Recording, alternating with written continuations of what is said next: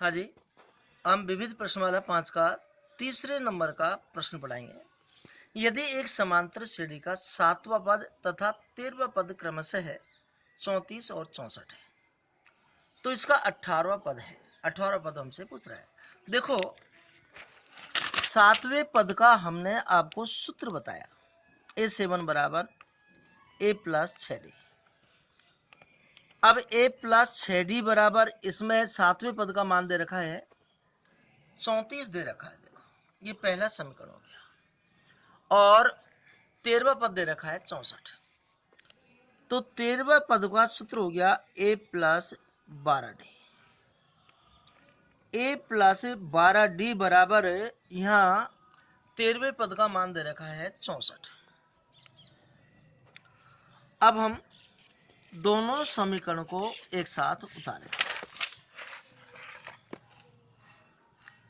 A plus 6D बराबर 34, A plus 12D बराबर 64। अब इन दोनों को विलोपन विधि से हल करेंगे। अब देखो, एक संख्या बराबर है या ए, तो हम पहले समीकरण में से दूसरे समीकरण को घटा देंगे, तो यहाँ घटाने पर लिख देंगे। तो नीचे वाले समीकरण का चिन्ह बदल जाएगा, प्लस का माइनस, प्लस का माइनस, प्लस का माइनस, ऐसे ए कट गया। अब 6D तो है प्लस का, 12D है माइनस का, तो माइनस की संख्या ज्यादा है, 12 में से 6 घटाएंगे तो 6D आएगा। अब 34 तो है प्लस के, 64 है माइनस के, तो संख्या माइनस की ज्यादा, 64 में से 34 घटाएंगे 30 आएगा। D बराबर माइनस 30 बटे में माइनस 6, माइनस से माइनस कट गया, 6 पंजे 30। अब इस मान को हम समीकरण 1 में रख देंगे। समीकरण नंबर 1 में D का मान रखने पर, अब देखो, वो A प्लस 6D बराबर यहां 34 है।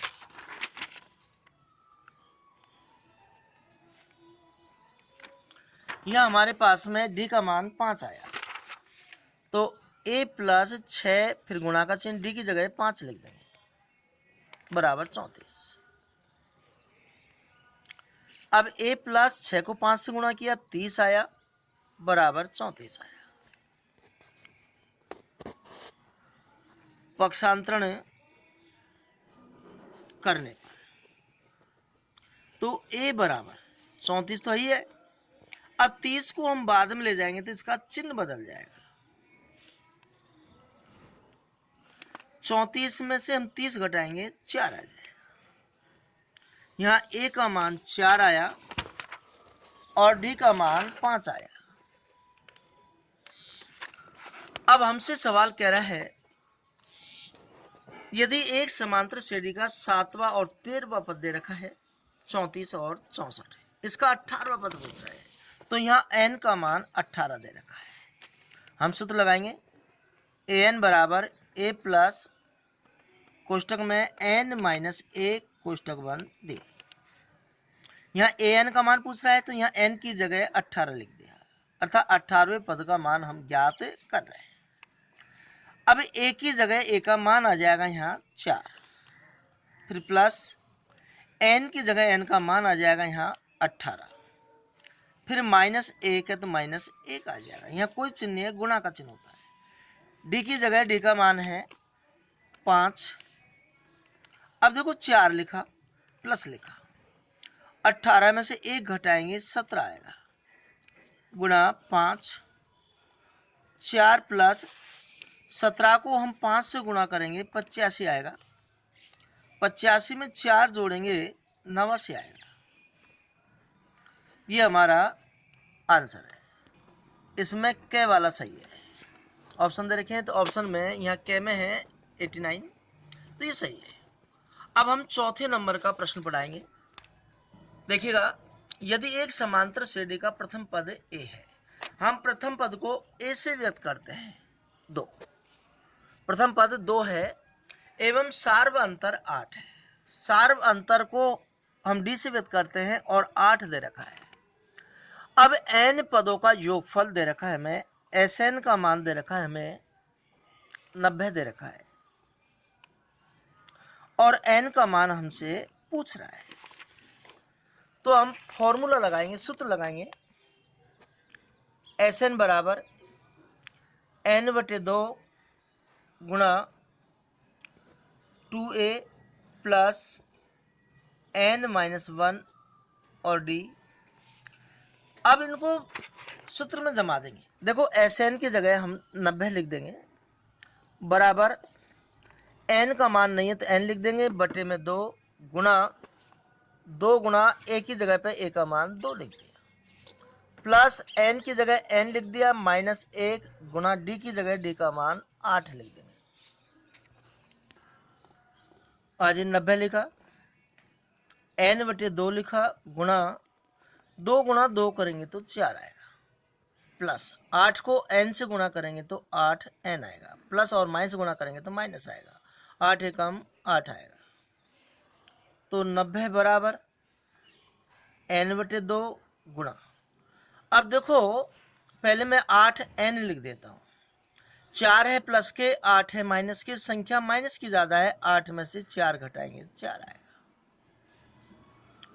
90 बराबर n/2 गुणा, अब देखो n/2 को पहले 8n से गुणा करेंगे, 2 से 8 घट गया 4 बार, तो 4 आया, और n को n से गुणा किया तो n स्क्वायर आएगा, फिर प्लस और माइनस गुणा करेंगे तो माइनस आएगा। n/2 को हम 4 से गुणा करेंगे तो 2 से 4 कट गया 2 बार, 2 को n से गुणा करेंगे तो 2n आएगा। अब यहां हम पक्षांतर नहीं करके पक्ष को ही चेंज कर रहे हैं, यहां यह लिख दिया करो। अब देखो पक्ष चेंज कर रहे हैं तो हमें चिन्ह बदलने की आवश्यकता नहीं है। बराबर के बाद की संख्या को हमने पहले लिख दिया, बराबर के से पहले की संख्या को हमने बाद में लिख दिया। अब यहां हम पक्षांतर कर लेंगे, यह त्रिपदीय बन गया, अर्थात द्विघात समीकरण बन गया यहां। तो सारी संख्या को हम बराबर से पहले लाएंगे, ये हमने यूं लिख दिया, 90 को पहले लाएंगे, इसका चिन्ह बदल जाएगा।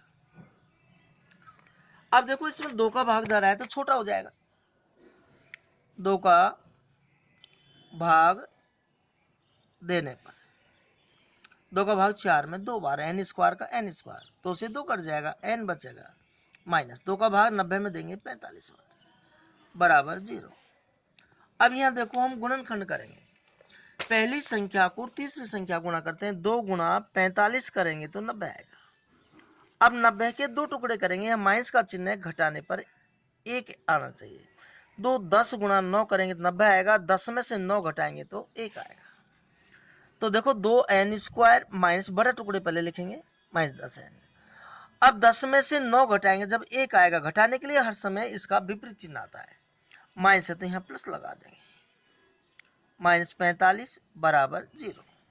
हम 2 के जोड़े बना देंगे और हम कॉमन लेंगे, अब 2 कॉमन आ गया और n कॉमन आ गया, 2 आ गया, n स्क्वायर में n का भाग देंगे तो n आएगा, n से n कट गया, 2 का भाग 10 में 5 बार गया, प्लस 9 कॉमन आ गया, 9 से 9 गया, n बच गया, आगे प्लस का चिन्ह कोई परिवर्तन नहीं होगा, 9 का भाग 45 में 5 बार। अब एक कोष्ठक में बाहर वाली संख्या 2n प्लस 9, दूसरे में अंदर वाली संख्या n माइनस 5 बराबर 0। अब यहां हम इनको अलग अलग कर देंगे, 2n प्लस 9 बराबर 0 और n माइनस 5 बराबर 0। पक्षांतरण करने पर यहां भी पक्षांतरण कर देंगे, देखिएगा 2n बराबर 9 को बाद में ले जाएंगे माइनस 9 हो जाएगा, ऐसे ही माइनस 5 को बाद में ले जाएंगे प्लस 5 हो जाएगा, n बराबर माइनस 9/2, ये निरर्थक हो गया अर्थात असंभव। यहाँ n का मान नहीं तो बटे में आता है न माइनस में आता है, इसलिए n का मान 5 हमारा आंसर है, n बराबर 5 ये हमारा आंसर है। और इसमें ऑप्शन दे रखा है, ऑप्शन में गे वाला सही है।